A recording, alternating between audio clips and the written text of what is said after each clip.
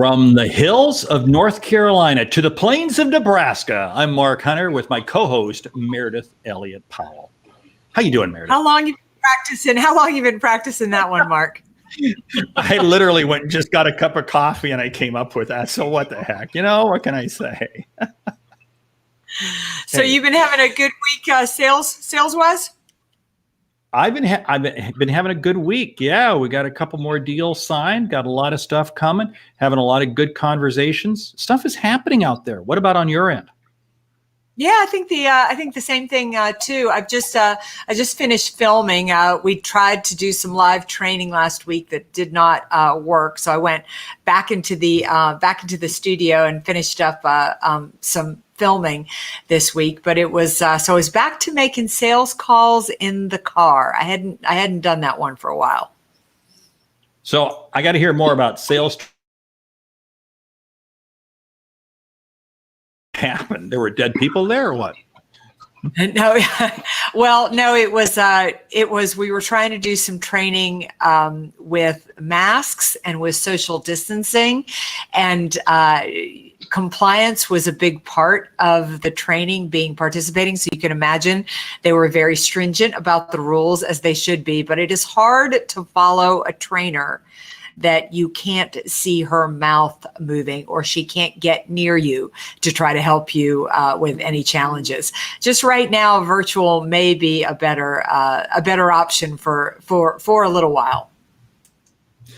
And I presume when you say compliance, that's not health issues. That was having to do with the industry. Yeah, it's regulations and making sure that we are wearing masks that are covering our nose, making sure that we are social distancing, making sure that everybody's temperatures are checked. And so I could have told you in a couple of hours on day one this wasn't going to work, but it took us until Thursday to pull the trigger and make the decision. So it's fine. I'm just back in filming it this week, and we're going to go back to virtual, where honestly, I was thinking the other day just how far we have come since March, and how comfortable we are with this, and how you really can make things virtually engaging and things like that. It's funny because I actually had a sales call yesterday morning in a restaurant over breakfast with another individual sitting right across from me. And you know what? It felt great. It felt really good.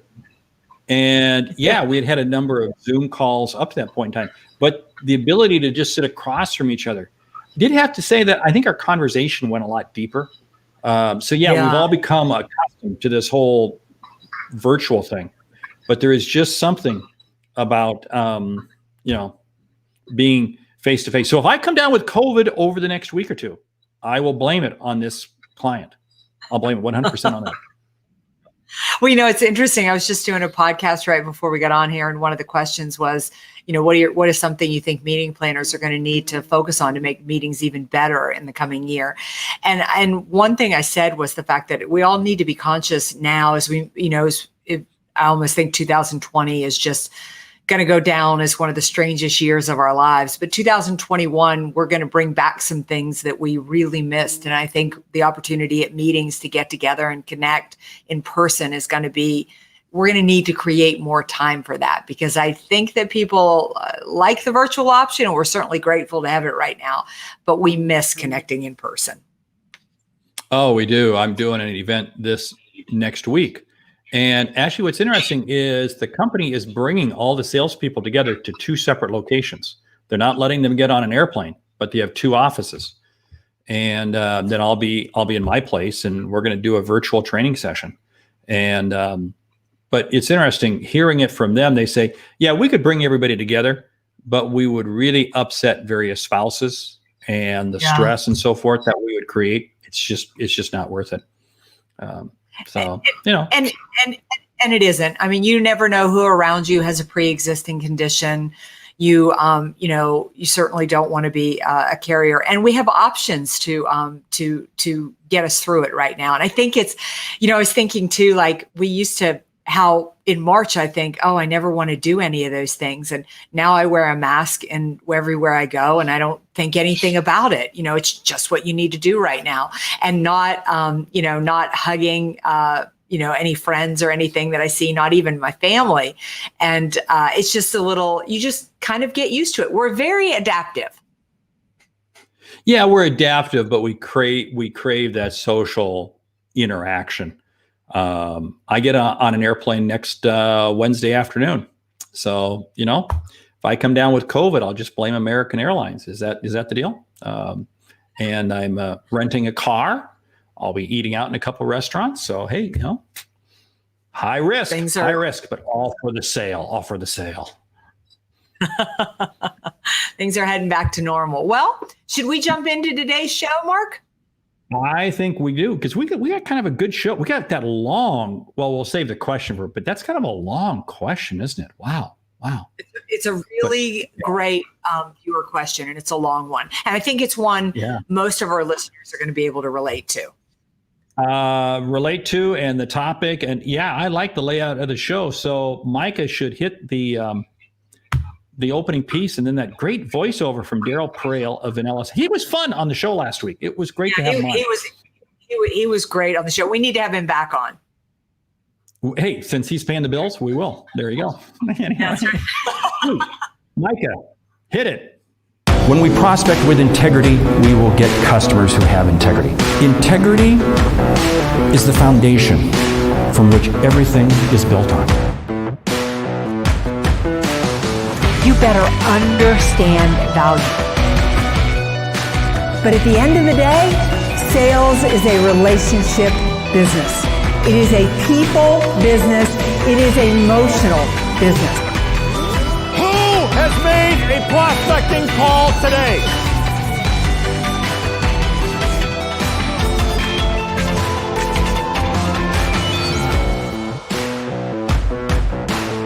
This is Sales Logic. Most people refer to VanillaSoft as the solution. It's the solution to ensure sales reps make the right number of attempts for every lead across all channels, including email, social, and the phone. It's the solution to serve the rep the next best lead every single time. You need to get your solution at VanillaSoft.com.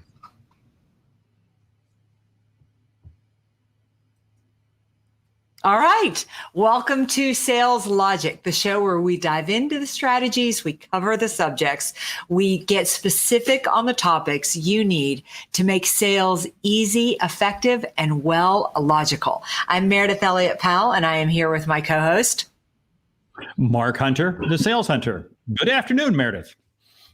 Good afternoon. We got a good show today. Tell us a little bit about some things that we're going to cover, Mark. Well, we're going to be talking about this whole virtual selling thing. We got a long question that came in. We got a great topic. We got a lightning round.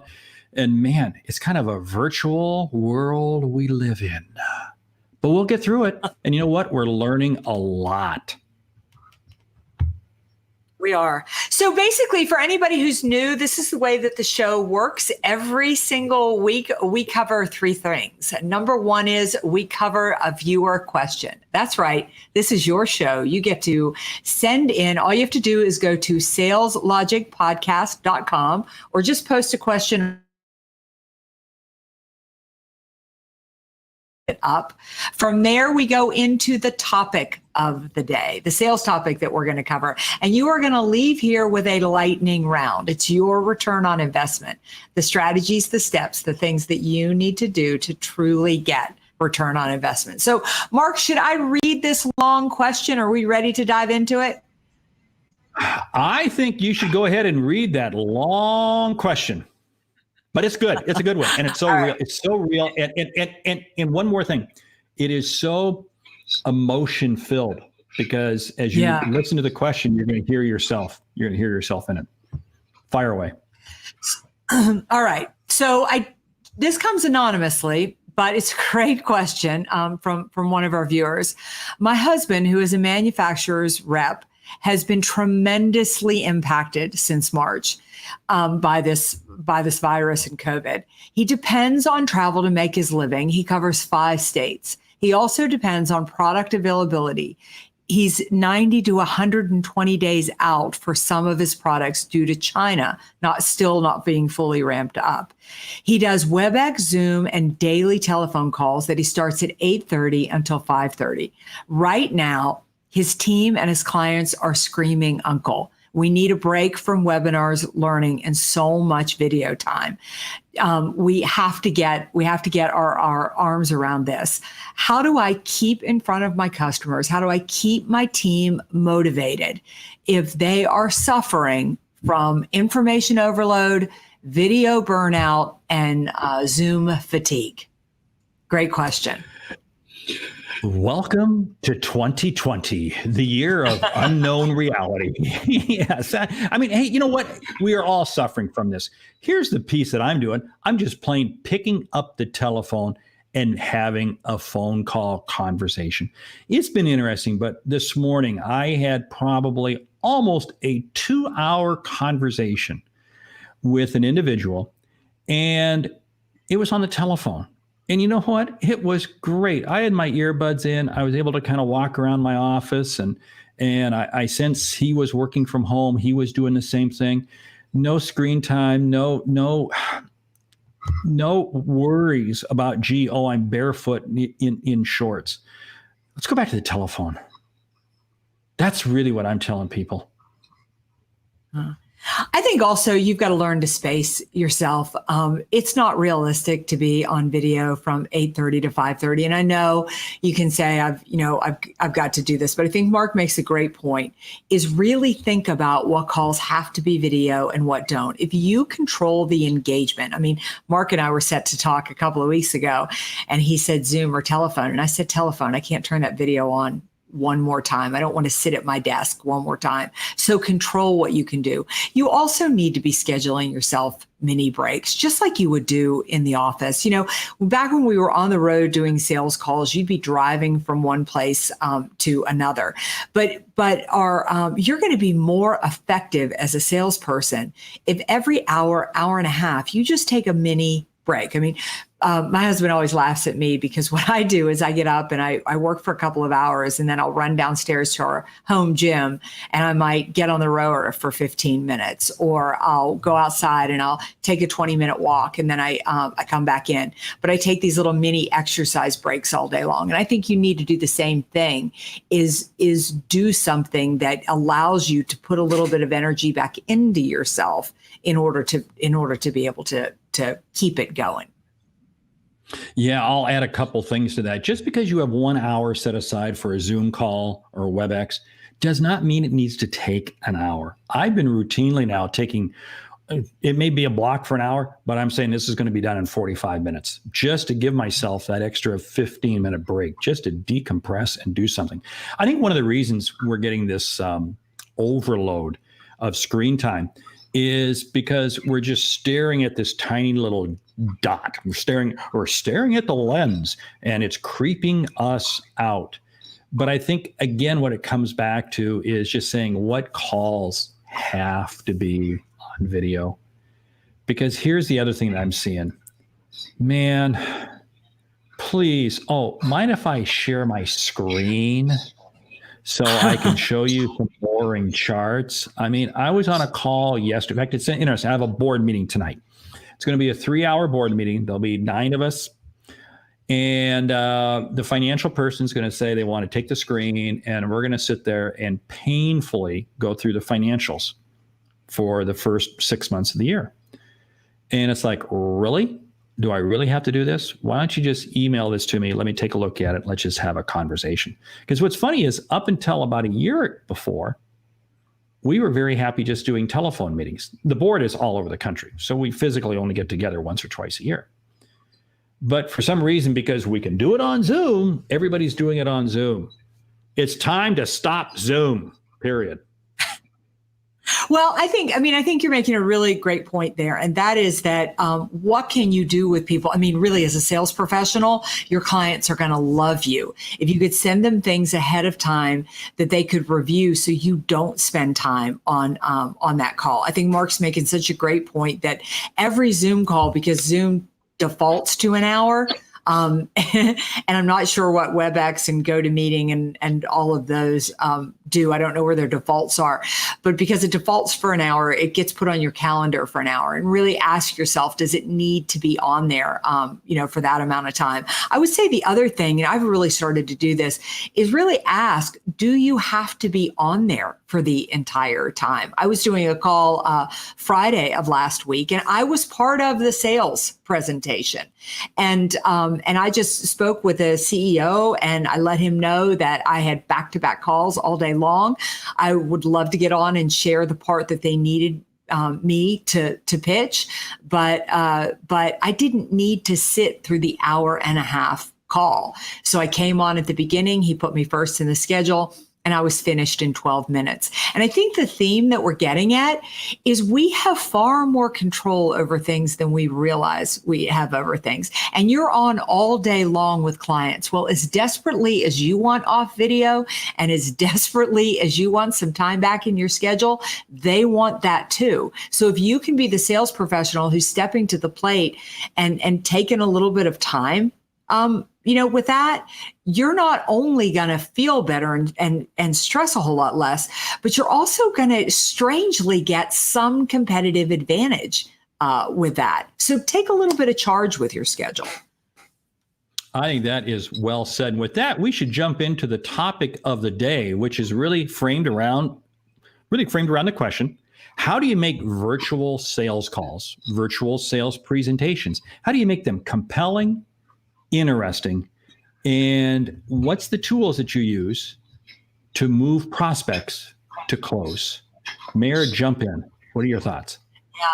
Yeah. I think first of all, you've got to start with the basics, right? And the basics are, do you really understand how to use the technology? Do you know to look into the camera?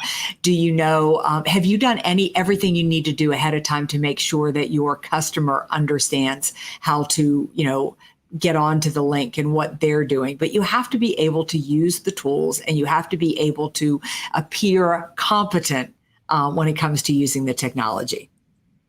And along with that, please have the camera up at eye level.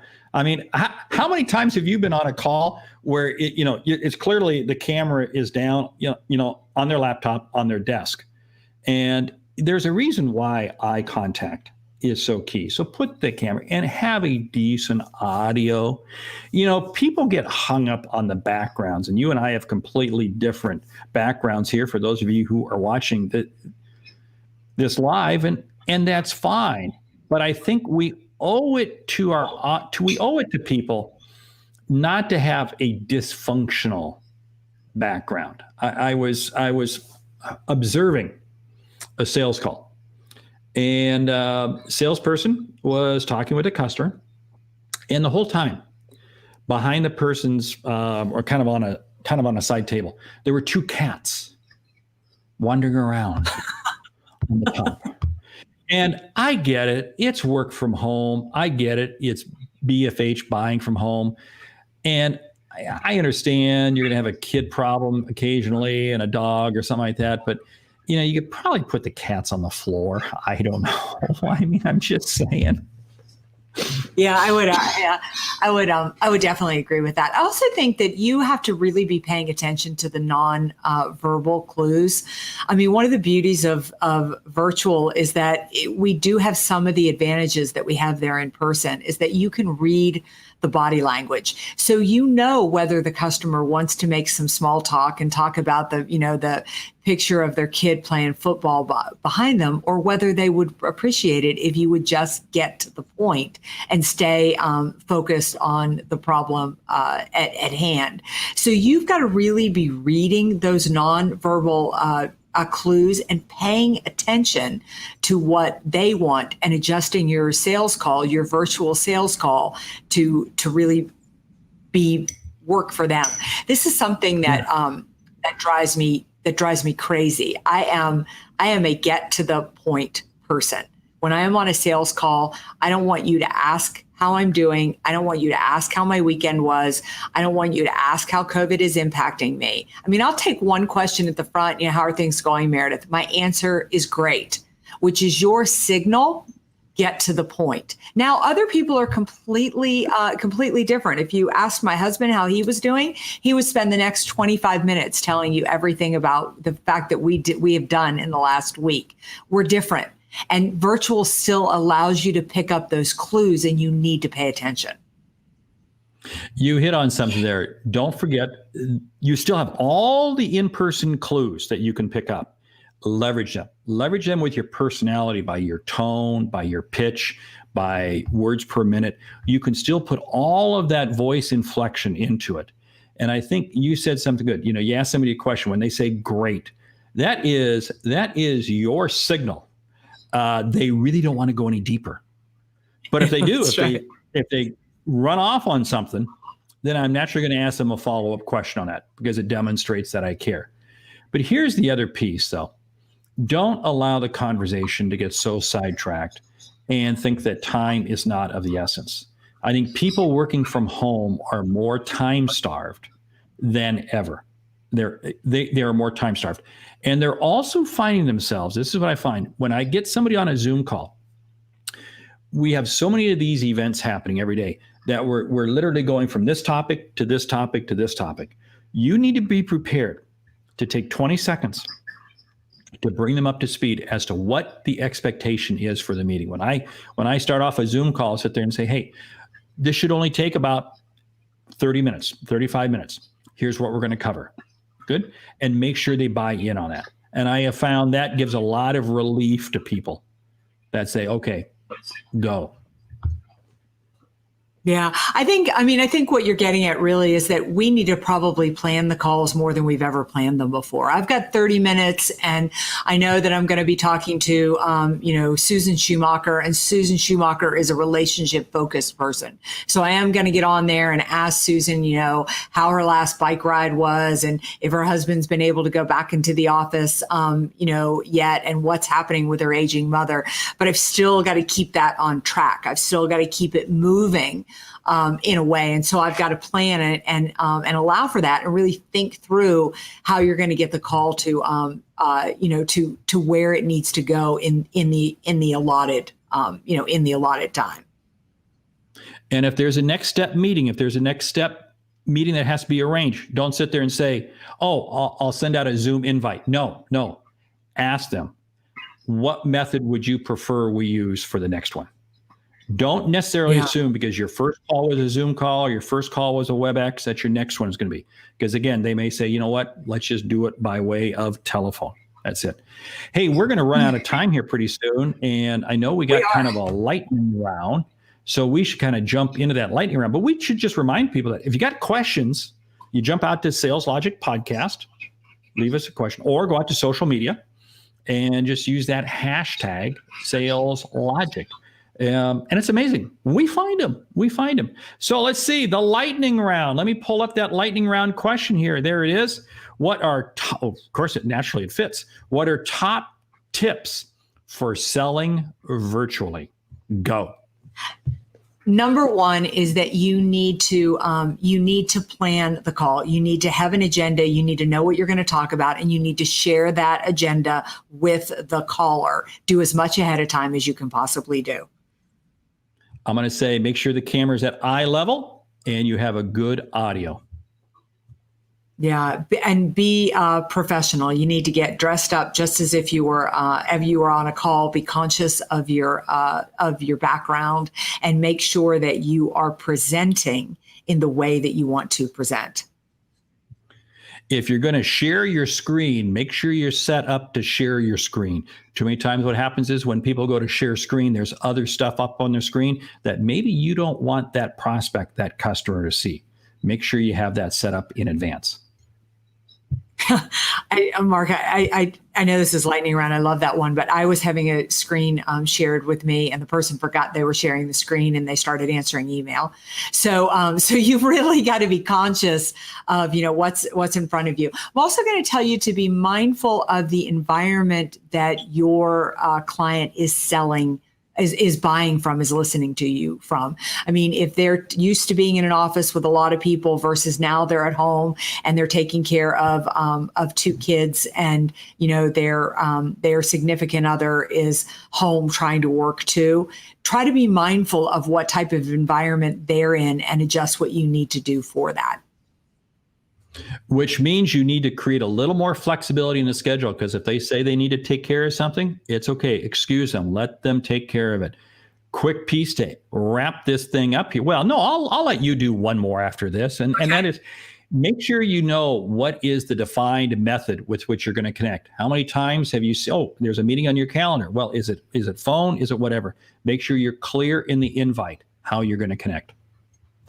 Yeah. And I would say I'd say really keep it tight.